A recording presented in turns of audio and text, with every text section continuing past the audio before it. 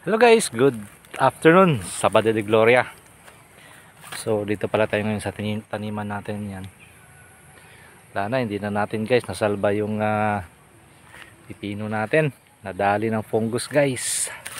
So ngayon yung gagawin natin, mag-intercrop tayo. Hindi kasi tayo nakapag-spray ng fungicide. Ayun, nadali talaga. Ang bilis.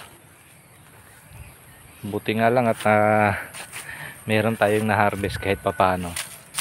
Kabawi-bawi rin tayo sa gasto natin, sa gastos, saka may konting kuan din. May konti rin tayong kita pero maliit lang talaga. Hindi sapat sa kuan natin. Saka yung ang tawag doon sa pagod. Yun.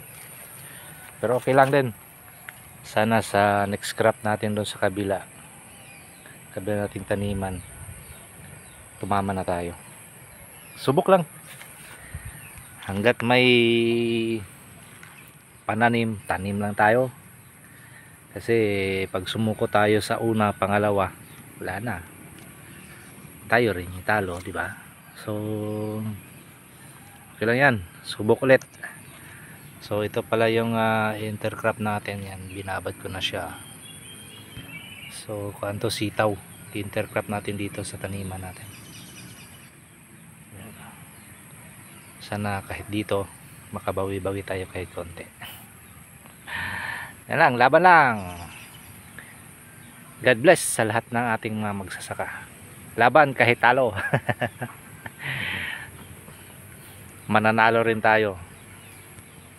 Tuloy lang tuloy. Babus!